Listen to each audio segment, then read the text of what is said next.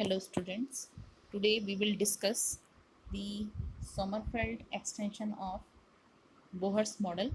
जो हमने कल पढ़ा था बोहर्स मॉडल, बोहर के मॉडल के अनुसार जो एनर्जी उसने दी थी हाइड्रोजन लाइक एटम्स के लिए, उसमें सोमरफेल्ड ने कुछ एक्सटेंशन किया है बोहर मॉडल में। ओके, और इसी वजह से जो सोमरफेल्ड ने जो एक्सटेंशन किया है उस वजह से जो एनर्जी है उसमें एक करेक्शन आता है और वो सोमरफेल्ड रिलेटिविस्टिक करेक्शन होगा। ठीक है, तो सोमरफेल्ड रिलेटिविस्टिक करेक्शन वो भी हम देखेंगे। तो जब एनर्जी में एक करेक्शन आ जाएगा, करेक्शन टर्म एक्स्ट्रा जुड़ जाएगा, तो उसकी वजह से जो हाइड्रोजन की जो स्पेक्ट्रल लाइंस हैं उनमें कुछ शिफ्ट आ जाएगा। ठीक है, तो शिफ्ट आएगा और उस शिफ्ट की वजह से इनकी जो लेवल्स हैं इनमें स्प्लिटिंग हो जाएगी। ठीक है, तो यही हम आज देखेंगे। इसमें एच अल्फ़ा लाइन जो है हाइड्रोजन की, हमने कल पढ़ा था लाइमन बामर पास्चन ब्रैकेट जो सीरीज़ पढ़ी थी, उसमें हमने एच अल्फ़ा लाइन भी पढ़ा था बामर सीरीज़ में। तो एच अल्फ़ा लाइन की जो फाइन स्ट्रक्चर हैं उसके बारे में आज हम थोड़ा देखेंगे, और फिर फाइनली हम जो fine structure of hydrogen atom है उसमें फिर हम उस पर मूव ऑन करेंगे। Okay, so Wilson Sommerfeld quantization rule क्या है इसमें सबसे पहले हम ये देखेंगे।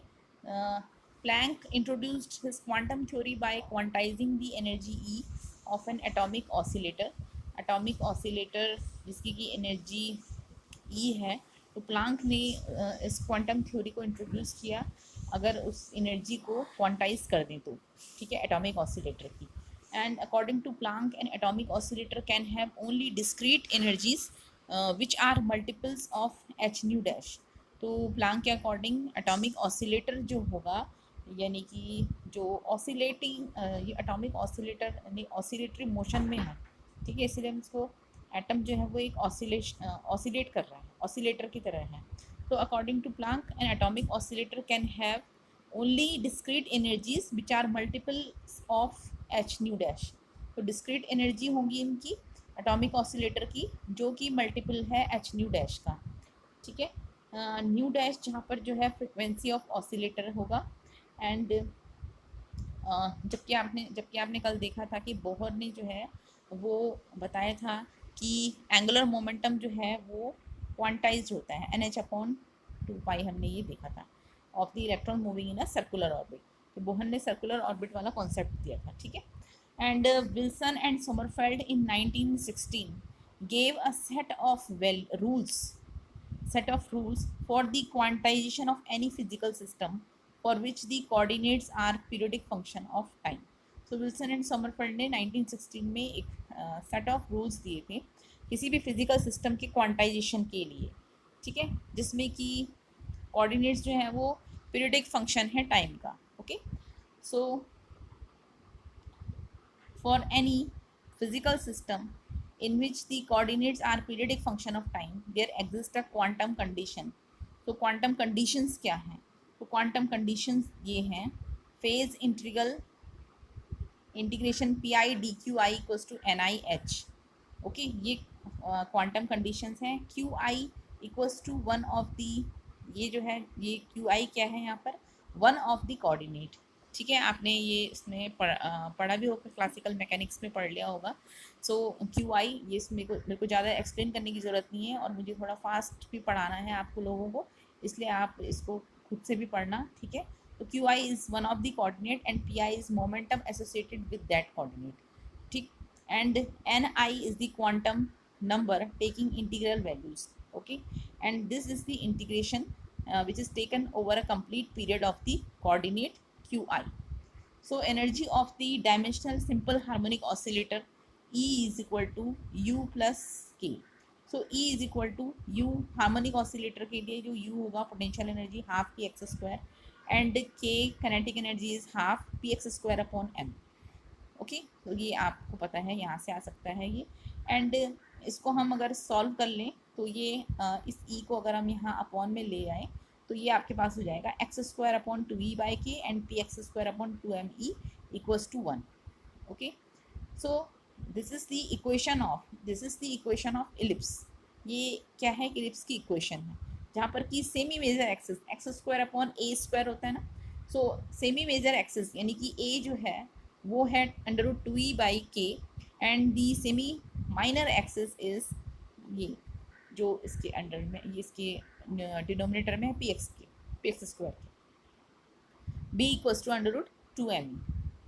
At any instant the coordinates of the oscillator will be x, px.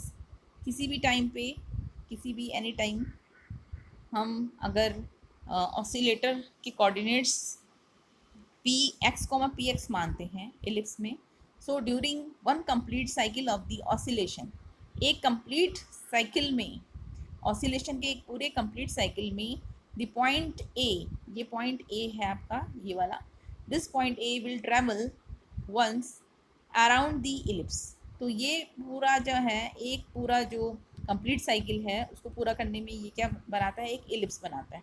सो हम लिख सकते हैं integration over P x D x is equal to pi A B, pi into A B area of the ellipse. So P x D x is equal to pi into A हमने लिखा था semi major axis √2e/k and semi minor axis is √2m.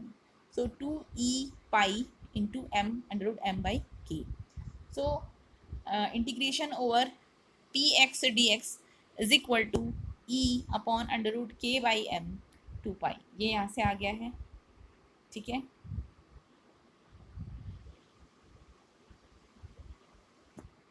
So integration p x D x is equal to e by nu dash. इसको जो है frequency of simple harmonic oscillator के लिए हमने omega हमें पता है इक्वल्स टू √k/m होता है.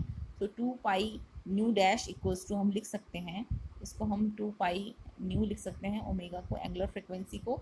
2 pi new equals to k/m, तो nu equals to 1/2 pi √k/m. 1/2 pi √k/m को हमने न्यू डैश लिख लिया यहाँ पर, ठीक है. So now applying Wilson Sommerfeld quantization rule. तो विल्सन सोमरफेल्ड क्वांटाइजेशन रूल जो हमने जैसे कि हमने शुरू में बताया था, विल्सन सोमरफेल्ड क्वांटाइजेशन रूल ये है integration over p i d q i equals to n i H.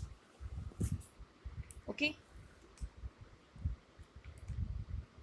so this applying this rule we will get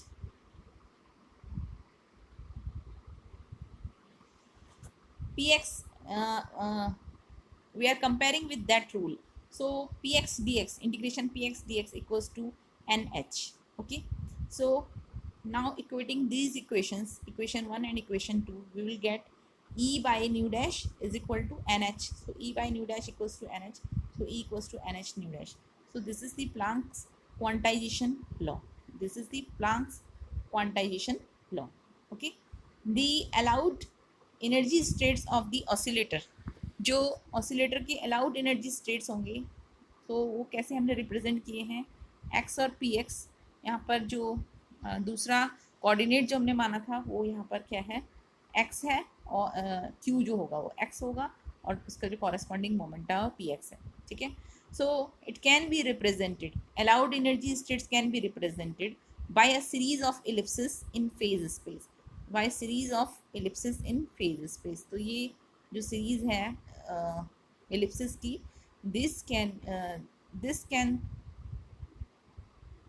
these interpret the allowed energy states of the oscillator. So this is the area enclosed by successive ellipse. ये जो है area enclosed है successive ellipse के द्वारा. Okay, so first we derived the Planck's quantization law using Wilson-Sommerfeld rule, and now we will derive the Bohr's quantization of angular momentum from Wilson-Sommerfeld rule. So according to the Bohr postulate, electron is moving in a circular orbit about nucleus. ये हमने कल पढ़ा था. Bohr postulate के अनुसार जो electron है वो सर्कुलर ऑर्बिट में चक्कर लगाते हैं न्यूक्लियस के चारों तरफ, and its position in a circular orbit is, इनमें हमने मान ली कि सर्कुलर ऑर्बिट में इसकी जो पोजीशन है वो है r, थीटा. r, थीटा से इसको हम रिप्रेजेंट कर रहे हैं, एंड रेडियल कोऑर्डिनेट जो है वो है स्मॉल r. ये जो हमने r, थीटा है तो ये आपका रेडियल कोऑर्डिनेट हो गया, और जो थीटा है वो आपका एंगुलर कोऑर्डिनेट हो गया. सो रेडियल कोऑर्डिनेट के अकॉर्डिंग जो एसोसिएटेड रेडियल कोऑर्डिनेट के साथ जो एसोसिएटेड मोमेंटम होगा that will be P R, and P R equals to M V. Okay, ये सफिक्स में है R, P R, P suffix R. तो P R equals to M B, P equals to M B होता है तो P R equals to M B, and M into D R by D T हम लिख सकते हैं इसको, and angular coordinate that is theta. So associated momentum जो होगा वो क्या होगा, पी थीटा। तो P theta equals to I omega M R square D theta by D T. So it is conserve, और we can say it is constant. ये आपने पढ़ा भी होगा कंजर्व क्वांटिटीज़ क्या होती हैं, इसमें कांस्टेंट जो है कोऑर्डिनेट्स क्या होते हैं। ठीक है, so for a circular orbit हमें पता है सर्कुलर ऑर्बिट के लिए जो आर है यानी कि रेडियस जो है वो कांस्टेंट होगा। सो अगर आर जो है वो कांस्टेंट है तो पी आर जो है वो क्या हो जाएगा, जीरो हो जाएगा, because D R by D T is zero. Now applying Wilson Sommerfeld rule on angular coordinate theta, p theta d theta integration over p theta d theta equals to nh, and p theta integration over d theta equals to nh। तो p theta into two पाई d theta को integrate कर दिया हमने, तो पूरे circle के लिए हमें मिल गया two pi integration of the d theta। ये तो हमें पूरा जो एंगल मिल गया है इंटीग्रेट करके वो मिल गया है to pi. So 2 pi equals to nh. So p theta can be written as nh upon 2 pi. So this is the Bohr quantization law. So using the Wilson-Sommerfeld rule, we have derived the Bohr quantization law. Okay. So Sommerfeld extension of Bohr's model. अब हमने ये पढ़ना है Sommerfeld extension of Bohr's model. तो Sommerfeld ने क्या extension किया Bohr's model में, क्या इसने इसमें अपनी तरफ से क्या एडिशन किया है। सो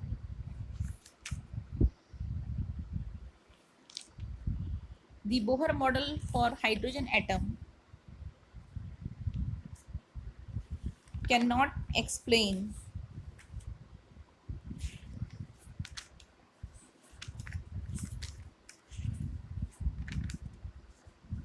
एक minute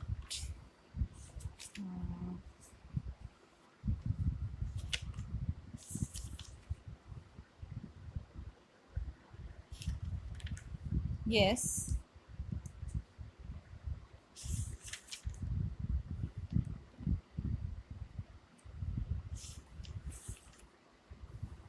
Sommerfeld extension of Bohr's model हम पढ़ रहे हैं, and Bohr model of hydrogen atom जो हमने पढ़ा है, हमने इसमें देखा कि electron could move only in circular orbits. Electron जो है केवल सर्कुलर ऑर्बिट्स में ही मूव कर सकता है। Okay, and this restriction was arbitrary, entirely arbitrary, ये arbitrary restriction थी।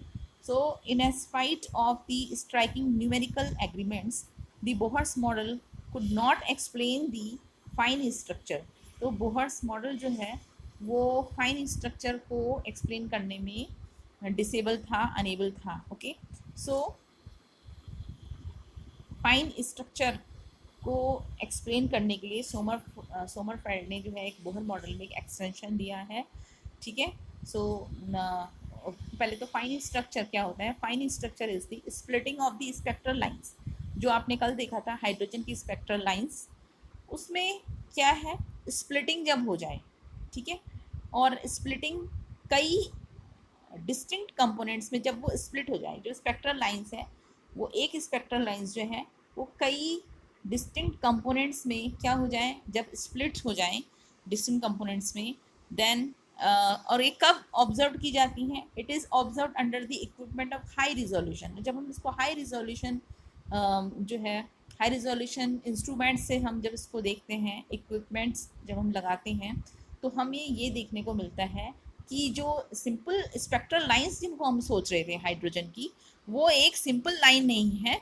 This simple line is splitted into the several distinct components which are very very close. Okay, so these are the fine structure.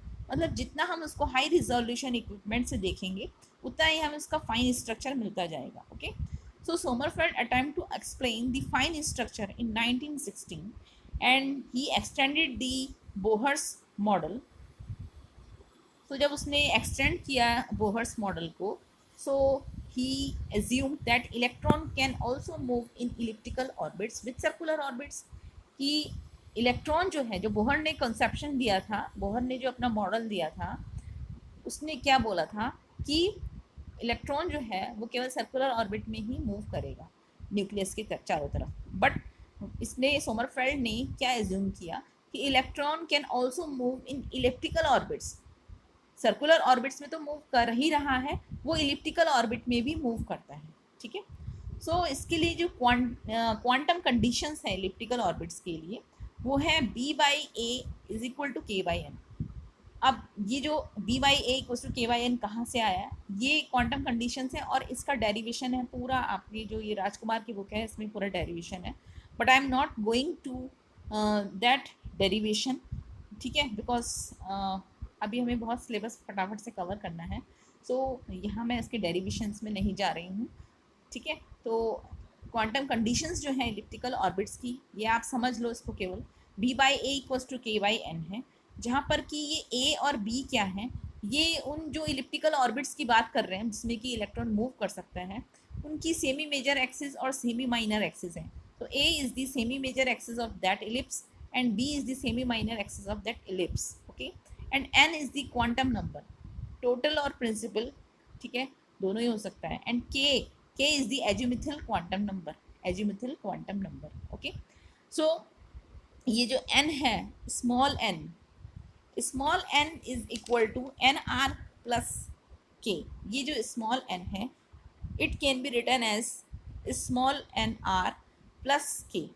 ठीक है, तो ये जो N R है ये क्या है, this is the radial quantum number.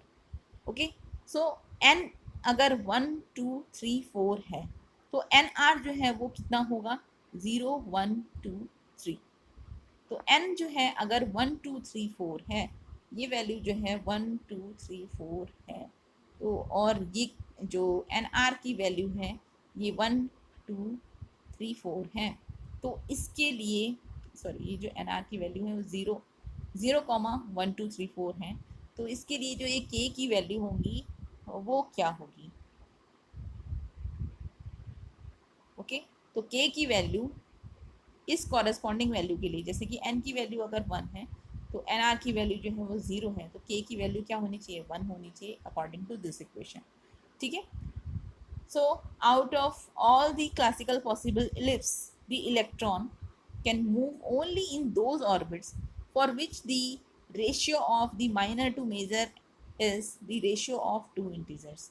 सो ये जो फॉर्मूला दिया है क्वांटम कंडीशन, ये क्वांटम कंडीशन कहलाती है इलिप्टिकल ऑर्बिट्स के लिए, कि इलेक्ट्रॉन केवल उन इलिप्टिकल ऑर्बिट्स में ही मूव करेगा।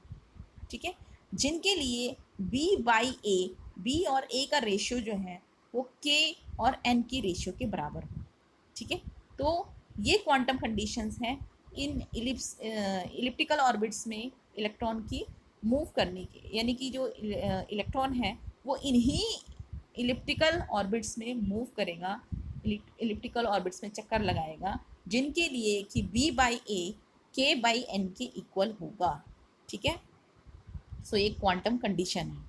सो electron can move only in those orbits for which the ratio of the minor to major axis, that is b by a, is the ratio of the two integers, that is a by n। ठीक, now energy formula derived by Sommerfeld extension model. तो ये भी पूरा एक derivation है, but again I am not going to that derivation. Okay, so I am writing directly the energy formula for Sommerfeld extension model, यानी कि जो सोमरफेल्ड ने जो एक्सटेंशन किया उसने जो उसके लिए जो हम एनर्जी फॉर्मूला है वो जो हम लिख रहे हैं मैं डायरेक्टली लिख रही हूँ। सो एनर्जी फॉर्मूला जो सोमरफेल्ड एक्सटेंशन मॉडल ने जो दिया है दैट इज़,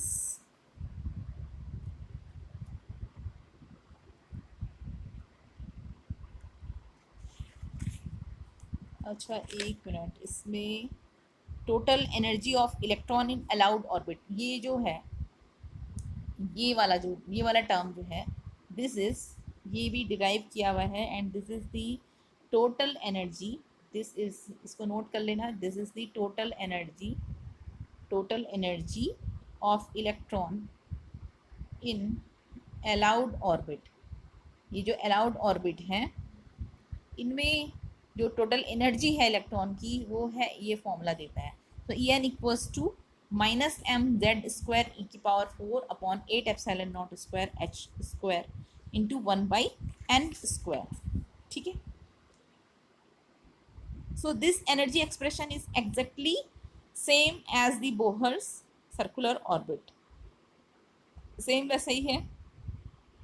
ठीक है, and energy of the electron still depends only on the principal quantum number, यहाँ पर ये एन पे डिपेंड कर रहा है केवल, and is independent of the azimuthal quantum number. तो यहाँ पर ये ई एन जो है अगेन प्रोपोर्शनल, या हम डिपेंडेंसी बता रही हूँ मैं केवल, ई एन जो है वो एक तो एन पे डिपेंड कर रहा है, बाकी ये के पे डिपेंड नहीं कर रहा है, एजिमुथल क्वांटम नंबर पे डिपेंड नहीं कर रहा है। ओके, एंड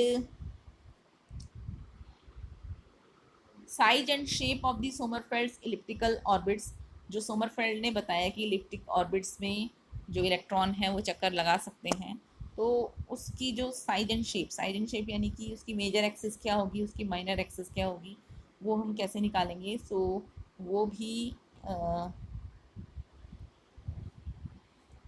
आप डायरेक्टली लिखेंगे ये, बिकॉज ये पूरा डिराइव किया हुआ है, मैं इसको डिराइव नहीं करने जा रही हूँ। तो A equals to N square H square epsilon naught upon pi M Z E square. ठीक है, ये आप यहाँ से भी निकाल सकते हैं, जैसे हमने कल ये किया था बोहर मैकेनिकल स्टेबिलिटी लगा करके हमने m v square upon r, ये वाला जो हमने कल किया था, देखो ये आपको कुछ ध्यान आएगा, m v r equals to n h upon 2 pi और m v r upon n h upon 2 pi, और ये सब वैल्यू जो यहाँ पर हमने रखी है इसमें m v square upon r equals to z E square upon 4 pi epsilon naught, और यहाँ से आर स्क्वायर की वैल्यू यहाँ से निकालेंगे हम, आर की वैल्यू यहाँ से आएगी n h upon 2 pi upon m v. तो यहाँ से हम आर स्क्वायर की वैल्यू कहाँ सब्सटीट्यूट कर देंगे, इस इक्वेशन के राइट हैंड साइड में। ठीक है, तो ये वैल्यूज़ यहाँ पुट करने के बाद हमारे पास ये आती है equation b equals to this. ठीक है, और यहाँ से आर की वैल्यू भी हम निकाल सकते हैं, अगर हमें बी मिल गया तो इस इक्वेशन में सब्सटीट्यूट करके हम आर की वैल्यू भी निकाल सकते हैं, वो आ जाएगी हमारे पास ये। ठीक, तो ये हमारे पास ये इक्वेशन आ गई है आर की, this n square H square upon epsilon naught upon pi M E square, वही है यहाँ पर भी लिखी हुई है इन्होंने आर।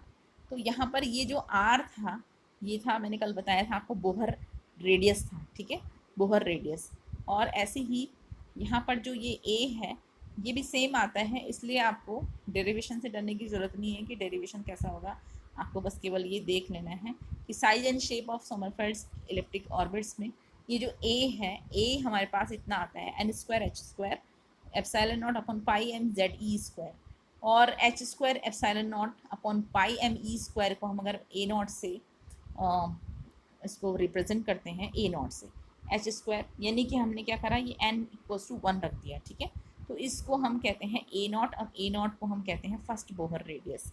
ठीक है, तो फर्स्ट बोहर रेडियस जो है हमारे पास ये है, तो हम फर्स्ट बोहर रेडियस के टर्म्स में ए को लिख सकते हैं, इस वाली इक्वेशन को, A equals to A naught N square upon Z.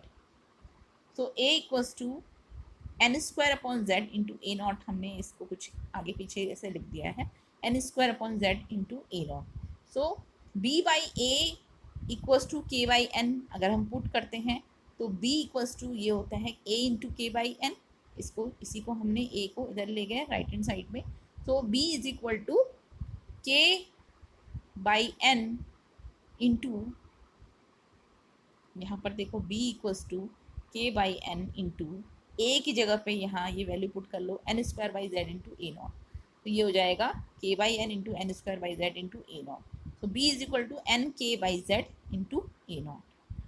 दो इक्वेशन आ गए आपके पास, सेमी मेजर एक्सिस और सेमी माइनर एक्सिस के लिए, ये दोनों। ठीक है, तो ये दोनों सेमी मेजर एक्सिस और सेमी माइनर एक्सिस की इक्वेशन आ गई आपके पास, यानी कि size and shape of the elliptical orbits. Now if we consider first few cases of hydrogen atom, जैसे कि जिसमें कि हमें पता है z इक्वल्स टू 1 रखना है, हाइड्रोजन एटम के लिए ले रहे हैं हम। So if n equals to 1, तो n equals to n r plus k, ये हमने शुरू में लिखा था, n equals to n r plus k. ठीक है, जो क्वांटम कंडीशंस थी इलिप्टिकल ऑर्बिट्स में, उसमें एक तो आपका ये था, और इसी से हमने ये लिखा था कि where n equals to n r plus k, और एन आर जो है वो रेडियल क्वांटम नंबर है। Okay, so n equals to n r plus k. अब एन आर जो है it equals to 0 and k equals to 1, it must be ये n r जो है वो 0 होना चाहिए और के जो है वो क्या होना चाहिए, 1 होना चाहिए। ठीक है, तभी हमारे पास n जो है वो क्या होगा, 1 होगा। तो n इक्वल्स टू 1 के लिए एन आर की अगर वैल्यू 0 है तो k की वैल्यू क्या होनी चाहिए, 1 होनी चाहिए ही चाहिए। ठीक है, and a is equal to, जो सेमी मेजर एक्सिस है, जो हमें अभी हमने ये दो इक्वेशन लिखी, तो सेमी मेजर एक्सिस जो है N square upon Z into ए naught, N square upon Z into ए नॉट, तो एन स्क्वायर यानी कि 1 अपॉन जेड यानी कि 1 into A naught. So A equals to आपके पास आ गया A naught. Again semi minor axis जो है वो कैसे निकालेंगे, सेमी माइनर एक्सिस है बी इक्वल्स टू एन के अपॉन जेड इंटू ए नॉट, एन के अपॉन जेड इंटू ए नॉट। सो एन के upon Z into A naught, n equals to 1, k equals to 1 and z equals to 1। तो यहाँ पर कितना है, b equals to A naught. Okay, so n equals to 1 के लिए, n equals to 1 के लिए देखो a इक्वल्स टू क्या है, b, दैट इज ये a जो है semi major axis and semi minor axis दोनों क्या है हमारे पास, a naught that is equal है। तो a इक्वल्स टू b यानी कि जो ये ऑर्बिट होगा n इक्वल्स टू 1 के लिए क्या होगा, सर्कुलर ऑर्बिट होगा। This is not elliptical, circular orbit होगा। ओके, अब दूसरा केस हम देखते हैं, अगर n इक्वल्स टू 2 कर दें, n इक्वल्स टू 2 कर दें, तो तब हमारे पास n equals to n r plus k, को भी याद रखना, n equals to n r plus k है। तो अगर हमारे पास n इक्वल्स टू 2 है तो वहाँ पे दो कंडीशन होती है। n इक्वल्स टू 2 कब आ सकता है, जब एक बार दो कंडीशन में आ सकता है, या तो क्या हो कि एन आर को हम 0 ले लें और के को हम क्या ले लें, 2 ले लें, तो n हमारे पास 2 आ जाएगा। ठीक है, तो n इक्वल्स टू 2 के लिए एन आर को हम 0 ले लें और k को हम 2 ले लें। ठीक है, तो n की वैल्यू हो जाएगी 2 और k की वैल्यू क्या है, 2, यानी कि इस पर्टिकुलर कंडीशन के लिए n इक्वल्स टू 2 है और k इक्वल्स टू 2 है।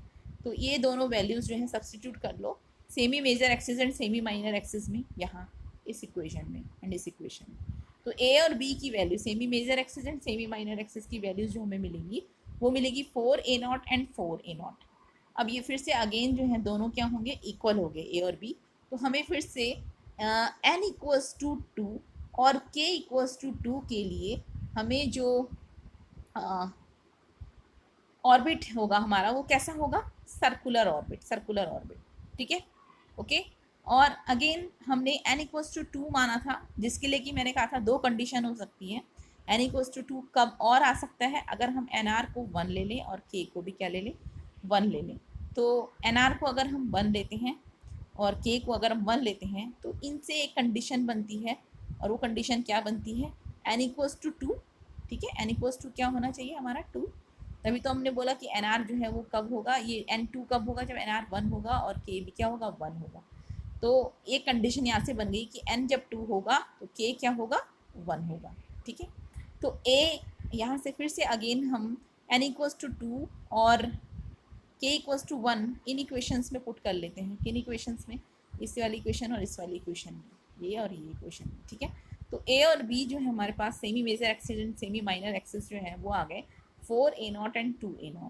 So this is the elliptical orbit because a is not equal to b. a is 4a0 then b is 2a0. तो a अगर 4a0 है तो b जो है हमारे पास 2a0 आ रहा है।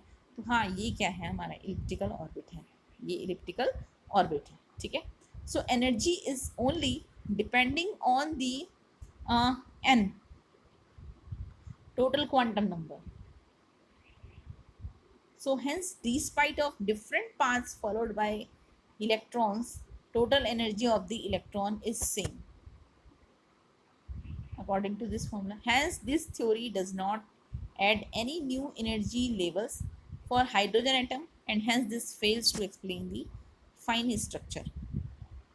तो यहाँ पर जो सोमरफेल्ड ने जो सिंपल एक एक्सटेंशन दिया था बोहर मॉडल का, क्या एक्सटेंशन दिया था कि इलेक्ट्रॉन जो हैं वो सर्कुलर ऑर्बिट में तो चक्कर लगाएंगे ही लगाएंगे, बट ये जो है एक इलिप्टिकल ऑर्बिट में भी चक्कर लगाएंगे। ओके, सो हमने यहाँ पे क्या देखा कि corresponding to each value of the principal quantum number there are N different allowed orbits, different allowed orbits हैं, and one of these is circular and orbit is described by the original Bohr theory. ठीक है, और जबकि दूसरे जो हैं एक मैंने जैसे इसमें देखा कि वो एक निकाला है जो इलिप्स है, so all having the same semi major axis as the radius of the circular orbit but different semi minor axis. ठीक है, तो अगर हम और भी इलिप्स के लिए निकालते हैं तो हम वहाँ पर देखेंगे कि सेमी मेजर एक्सिस तो एक ही होगा, मतलब कुछ इस तरीके का होगा। मैं बताती हूँ आपको, ये इस टाइप का होगा कुछ। अच्छा, इसमें तो केवल एक ही इलिप्स है, बट कुछ अगर मैं और इलिप्स के लिए, यानी कि अभी तो मैंने केवल एक कंडीशन दी है, ये वाली कंडीशन दी थी, अब मैं कई और कंडीशंस लूँगी तो उसके लिए हमें डिफरेंट इलिप्स मिलेंगे। तो डिफरेंट इलिप्स भी कुछ इस तरीके के मिलेंगे कि ऐसे मिलेंगे। ये सपोज इसका सेंटर है और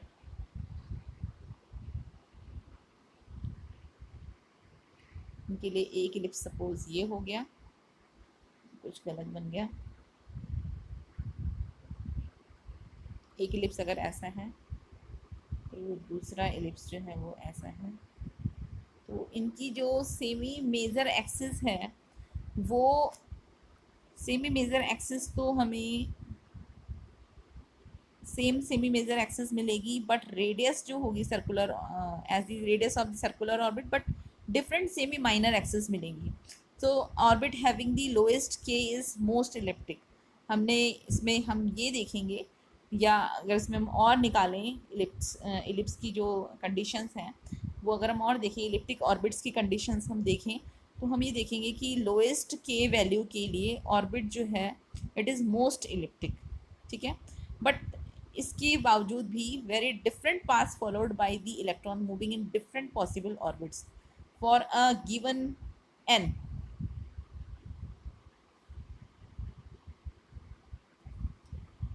for a given an, so total energy of the electron is same. तो हम देख रहे हैं कि टोटल एनर्जी जो है फिर भी ई एन जो है, हमने देखा जो ये इक्वेशन थी, ये वाली इक्वेशन।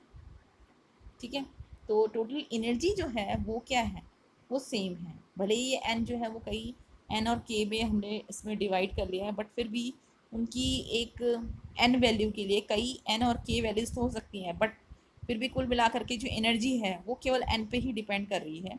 ठीक है, so total energy of electron, चाहे वो इलिप्टिकल पाथ में हो चाहे इलेक्ट्रॉन जो है सर्कुलर पाथ में हो, हम ये देख रहे हैं कि एनर्जी जो है इलेक्ट्रॉन की सेम है। तो दिस मीन्स, इसका मतलब क्या है कि Sommerfeld's introduction of elliptic orbits adds no new energy levels, कोई energy, no new energy levels.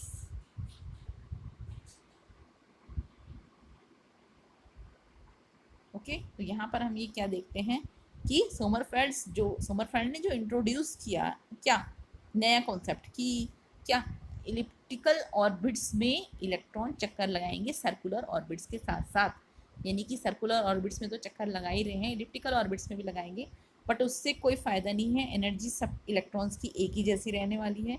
इसका मतलब इलिप्टिक ऑर्बिट्स भी जो हैं कोई नए एनर्जी लेवल्स को ऐड नहीं कर रहे हैं, hence it also fails to explain the fine structure. इसलिए फाइन स्ट्रक्चर का मतलब क्या है कि एनर्जी लेवल्स जो है वो क्या हो जाएंगे, स्प्लिट हो जाएंगे। ठीक है, बट यहाँ पर एनर्जी लेवल सेम है। Okay, so several orbits characterized by a common value of energy are said to be degenerate। जो सेवरल ऑर्बिट्स हैं यहाँ पर, जैसे हम कह रहे हैं कि एक ही एनर्जी है, और जैसे आप देख सकते हो उसमें ई जो है यहाँ पर सेम है। ठीक है, ई सभी के लिए जो है, सभी इलेक्ट्रॉन्स के प्रत्येक ऑर्बिट के लिए, चाहे अगर हम देख रहे हैं कि एक ही वैल्यू के लिए, एन की एक ही वैल्यू के लिए, जैसे आपने अभी देखा एन की ये वाली वैल्यू के लिए देखो, एन इक्वल्स टू 2 के लिए इलेक्ट्रॉन जो है, इलेक्ट्रॉन की 2 ऑर्बिट्स आ रही हैं। देखो इस वाले में देखो, एन इक्वल्स टू 2 के लिए इलेक्ट्रॉन की जो है 2 ऑर्बिट्स आ रही है, एक तो सर्कुलर ऑर्बिट और एक इलिप्टिकल ऑर्बिट, बट एनर्जी जो है, एनर्जी सेम रहेगी एन इक्वल्स टू 2 के लिए। एन इक्वल्स टू 2 के लिए एनर्जी क्या रहेगी, यहाँ पर हम 2 रखेंगे, तो चाहे सर्कुलर हो चाहे इलिप्टिकल हो, एनर्जी तो सेम ही रहेगी, एनर्जी सेम रहेगी, ठीक है। तो डिफरेंट इसके ऑर्बिट्स हैं और एनर्जी सेम है, तो हम ये कह सकते हैं कि ये जो एनर्जीज़ हैं वो कैसी है, डीजनरेट एनर्जीज़ हैं, ठीक है, डीजनरेट एनर्जी है। तो यहाँ पर सोमरफेल्ड जो है फेल हो जाता है इस फाइन स्ट्रक्चर को एक्सप्लेन करने के लिए, ठीक है। बट बाद में सोमरफेल्ड ने डीजनरेसी को रिमूव किया टोटल एनर्जी में। सो टोटल एनर्जी से सोमरफेल्ड ने एक रिलेटिविस्टिक करेक्शन लाया and he remove degeneracy in total energy, ठीक है। तो टोटल एनर्जी में डीजनरेसी जो उसने रिमूव करी, यानी कि एक ही डिफरेंट ऑर्बिट्स के लिए, डिफरेंट ऑर्बिट्स के लिए एक ही एनर्जी आना, उसको हम कह रहे थे डीजनरेसी, डीजनरेसी, ठीक है। तो वो डीजनरेसी को उसने रिमूव किया। तो रिमूव कैसे किया उसने, by addition of the relativistic correction. उसने एनर्जी में एक रिलेटिविस्टिक करेक्शन टर्म भी लाया, एक और टर्म ले आया, उसको उसने रिलेटिविस्टिक करेक्शन टर्म कहा। तो he argued that electron in hydrogen atom are moving at relativistic speed, कि इलेक्ट्रॉन जो हाइड्रोजन एटम में है वो रिलेटिविस्टिक स्पीड से मूव कर रहे हैं, ठीक है। And as electron is moving an elliptical orbit, और जैसे जैसे इलेक्ट्रॉन जो है वो इलिप्टिकल ऑर्बिट में मूव करता है, its velocity varies as the distance varies. और क्योंकि इलिप्टिकल ऑर्बिट में आप देख सकते हो, सर्कुलर ऑर्बिट में तो क्या रहेगा, रेडियस, क्योंकि रेडियस देखते हो आप उसमें, तो इलेक्ट्रॉन जब चक्कर लगाएगा तो ये यहाँ पर है, यहाँ पर है, चाहे यहाँ पर है, यहाँ पर है, तो सेम ही रहेगी, ये रेडियस इक्वल रहेगी, चाहे इलेक्ट्रॉन यहाँ पर हो, चाहे यहाँ पर हो, यहाँ पर हो, तो ये डिस्टेंस सेम रहेगी। बट जब इलिप्टिकल होगा तो यहाँ पर कुछ और डिस्टेंस होगी, यहाँ पर इलेक्ट्रॉन की कुछ और डिस्टेंस होगी, यहाँ पर कुछ और होगी। तो इलेक्ट्रॉन जब इलिप्टिकल ऑर्बिट में मूव करता है तो क्योंकि उसकी डिस्टेंस अलग है तो वेलोसिटी भी क्या होगी, वेरी करेगी, because distance varies from the nucleus. तो न्यूक्लियस से क्योंकि डिस्टेंस वेरी कर रही है इसलिए वेलोसिटी भी क्या करेगी, वेरी करेगी। So it will depends on the ellipticity of the orbit, ठीक है। so it will depend on the ellipticity of the orbit, and this means that for same n energy will be different for different k orbits। अब यहाँ पर क्या होगा कि same n के लिए एनर्जी भी क्या होगी, डिफरेंट होगी for different k values, okay. So corrected formula जो है वो क्या था, अब इसके लिए भी इसमें मैंने इसमें डायरेक्ट ही लिख दिया है, और थोड़ा बहुत वैसे इस बुक में भी कुछ ज़्यादा नहीं दे रखा है, इसमें खास करेक्टेड फॉर्मूला सीधे ऐसे ही दे रखा है, तो आप भी देख लेना एक बार। तो करेक्टेड फॉर्मूला देखो, ये वाला टर्म जो है ये तो सेम है, आप पहले भी देख लेना, बोहर एनर्जी वाला टर्म है ये, first term minus r infinity h c z square upon n square, कल भी देखा था आपने, वैसे ही है, ठीक है। और वही है इसमें जो सोमरफेल्ड वाला था जो अभी हमने ऊपर देखा था, अभी आप देख लेना, उसमें ई एन जो है वो भी सेम यही है, ठीक, क्योंकि वो आर इन्फिनिट रिडबर्ग कांस्टेंट नहीं लिखा हुआ है वहाँ पे, रिडबर्ग कांस्टेंट के टर्म्स में लिखोगे तो जो अभी ऊपर इक्वेशन देखी आपने ई एन वो भी यही है, ठीक है। तो रिलेटिविस्टिक करेक्शन टर्म कौन सा दिया उसने, ये second term. So this is the relativistic correction term and this depends on the Z and alpha. तो ये है क्या, पहले तो ये देख लेते हैं। This is r infinity alpha square z power 4 h c upon n cube into 1 upon k minus 3 upon 4 n, ठीक है। अब ये जो यहाँ पर अल्फा है, ये अल्फा क्या है, this alpha is e square upon 2 epsilon h c and equals to this equals to क्या 1 upon 137। So this alpha is very important, this is the fine structure constant, ये फाइन स्ट्रक्चर कांस्टेंट है, ठीक है। सो ये energy level diagram है, ये मैं भी आपको बताऊंगी। पहले हम हाइड्रोजन इसमें जो फाइन स्ट्रक्चर इसने दिया था ये, इसमें हम एक और देख लेते हैं कि टर्म वैल्यू आती है इसमें, एक और टर्म शिफ्ट आता है। सो सोमरफेल्ड रिलेटिविस्टिक करेक्शन ने, जो सोमरफेल्ड ने जो रिलेटिविस्टिक करेक्शन दिया था उसमें मैंने अभी बताया आपको, ये एक रिलेटिविस्टिक करेक्शन टर्म आ गया, ठीक है। यानी कि सेम वैल्यू ऑफ एन के लिए there are different k values and hence different energy values. तो सेम एन वैल्यू के लिए, यानी कि एन इक्वल्स टू सपोज आपका 1 है और के इक्वल्स टू, जैसे आपने एन इक्वल्स टू 2 के लिए देखा, n equals to n r plus k, ठीक है।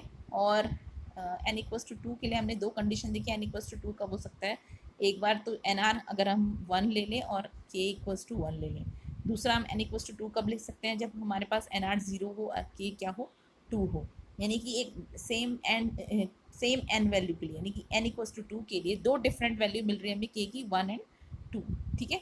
तो सेम वैल्यू ऑफ n के लिए डिफरेंट वैल्यू है k की, वो तो हमें पता था, लेकिन अब इसमें भी फ़र्क पड़ेगा क्योंकि जब हम n इक्वल्स टू 2 लेंगे तो हमारे पास k की वैल्यू एक बार तो है 0 और एक बार है कितनी, जो भी आई थी 1 और 2 आई थी, तो 1 और एक बार है 2। तो अगर हम यहाँ 1 रखते हैं तो हमारे पास कुछ और वैल्यू आएगी, और अगर हम यहाँ k की वैल्यू 2 रखते हैं तो कुछ और वैल्यू आएगी। तो अब हमें जो एनर्जी की वैल्यू है वो अलग अलग मिलेगी। तो इसका मतलब डीजेनरेसी जो है अब रिमूव हो चुकी है, डीजेनरेसी इज रिमूव्ड, क्योंकि अब हमें सेम एन वैल्यू के लिए different k values, different k values यानी कि डिफरेंट एनर्जी मिल रही है।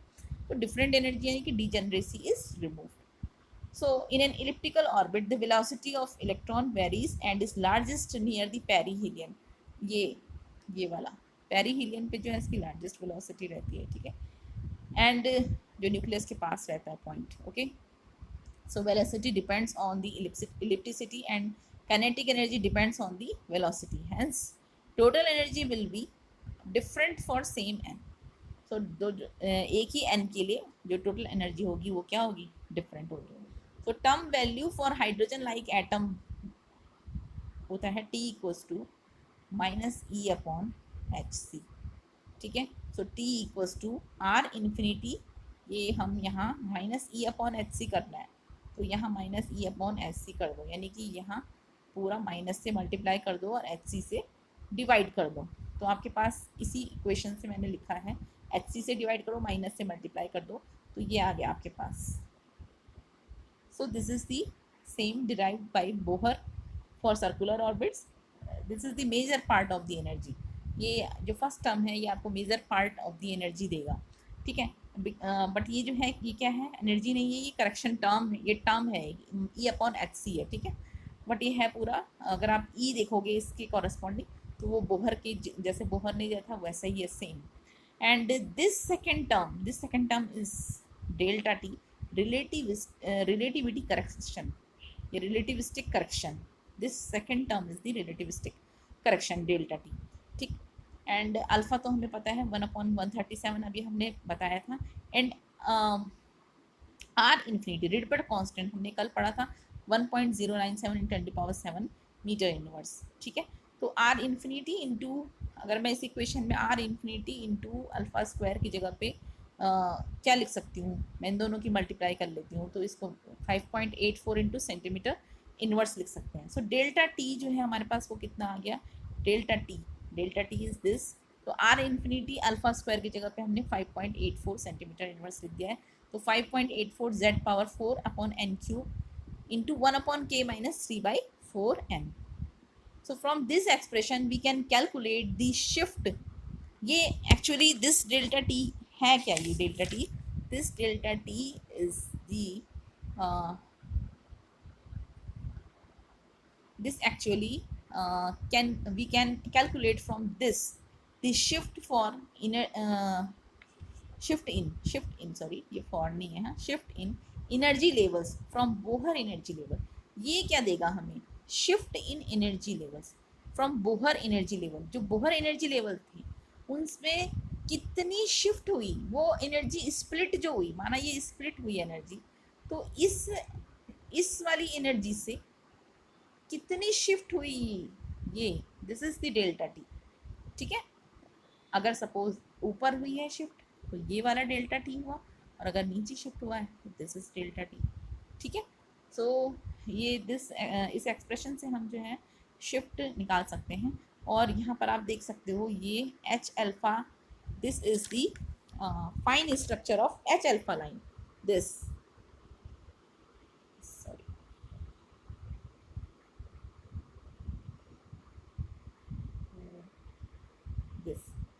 this is the fine structure of alpha line. तो अभी हम फाइन स्ट्रक्चर पे आ गए, एच अल्फा लाइन की फाइन स्ट्रक्चर पे, ठीक है। तो ये क्या है, एनर्जी लेवल डायग्राम है एच अल्फा लाइन के लिए, जिसके लिए कि सिलेक्शन रूल है delta k equals to +-1, selection rule delta k. अब यहाँ पर देखो आप n इक्वल्स टू 2 के लिए डिफरेंट के वैल्यूज़, यानी कि एनर्जी जो है इतने दो लेवल्स में स्प्लिट हो गए, के इक्वल्स टू 1 और एक के इक्वल्स टू 2। ऐसे ही n इक्वल्स टू 3 बोहर, ये n इक्वल्स टू 2 और n इक्वल्स टू 3 क्या है, these are the Bohr level, n equals to 2 Bohr level 2, Bohr level 3। ठीक है, तो आप देख सकते हो कि एक n इक्वल्स टू 3 और n इक्वल्स टू 2 के लिए दो एनर्जी लेवल्स में ये यहाँ देखो n इक्वल्स टू 2 के लिए दो एनर्जी लेवल्स में बट गया है और यहाँ तीन एनर्जी लेवल्स में बट गया है। ठीक है, तो आप देख लो पहले बोहर लेवल जो था और वो अब इस लेवल्स में स्प्लिट हो गया है, नए जो स्प्लिटिंग जो हुई है वो ये है। तो के n इक्वल्स टू 2 के लिए दो values k equals to 1 and k equals to 2। So this is the energy level diagram for h alpha line के लिए। ठीक है, और सिलेक्शन रूल यानी कि ट्रांजिशंस जो है वो कहाँ से कहाँ होंगे, तो ट्रांजिशंस के लिए देखो ये है rule, delta k equals to plus minus n।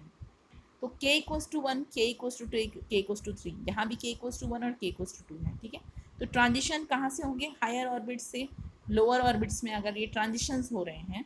ठीक है, हायर ऑर्बिट्स, ये सारी हायर ऑर्बिट्स हैं और ये सारी लोअर ऑर्बिट्स हैं। तो हायर ऑर्बिट से जो लोअर ऑर्बिट में जो ट्रांजिशन हो रही है उनके लिए जो सिलेक्शन रूल है वो है delta k equals to plus minus 1, यानी कि k का जो डिफरेंस होना चाहिए वो या तो +1 होना चाहिए या -1। अब यहाँ पर देखो k इक्वल्स टू 2 से और k इक्वल्स टू 1 में, तो यहाँ पर जो डिफरेंस है डेल्टा k वो कितना है, 2 से 1 में, यानी कि +1, 2 माइनस 1 दैट इज़ +1। ठीक है, ऐसे ही और दूसरा ट्रांजिशन कौन सा होगा, k इक्वल्स टू 3 से k इक्वल्स टू 2 में हो सकता है। ठीक है, बट होगा कौन वाली से, n इक्वल्स टू 3 से n इक्वल्स टू 2 में। तो यहाँ पर देखो k इक्वल्स टू 3 से k इक्वल्स टू 2 में, यानी कि यहाँ पर भी डेल्टा k कितना है, +1। तो this is the allowed energy transition.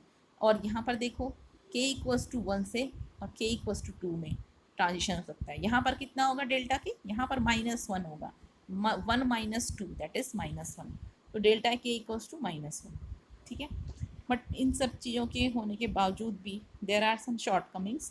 तो it can only explain, shortcomings क्या है कि दिस सोमरफेल्ड जो विल्सन, ये जो सोमरफेल्ड ने जो मॉडल दिया है एक्सटेंशन मॉडल तो उसने दिया था बट वो फेल हो गया था। उसके बाद इसने रिलेटिविस्टिक करेक्शन टर्म दिया ना, तो वो जो रिलेटिविस्टिक करेक्शन टर्म दिया और उस वजह से जो अब नई एनर्जी आई है जो कि जिसमें कि डिजेनरेसी भी नहीं है, सो ये केवल 1 इलेक्ट्रॉन एटम को ही एक्सप्लेन कर सकती है, like hydrogen, helium plus, Li2 plus, ठीक है, beryllium 3 plus, okay, and failed to explain helium, lithium, beryllium atoms। ठीक है, एंड सेकेंड इसकी शॉर्टकमिंग है, it can't explain the anomalous जीमन effect, यह भी आप पढ़ोगे एनोमलस जीमन इफेक्ट। तो दूसरी इसकी शॉर्टकमिंग ये थी। ओके, तो इसके बाद हम जो नेक्स्ट है जो हम अगले लेक्चर में पढ़ेंगे वो हम अब फाइन स्ट्रक्चर पढ़ेंगे हाइड्रोजन का। ओके, तो आज के लिए इतना ही।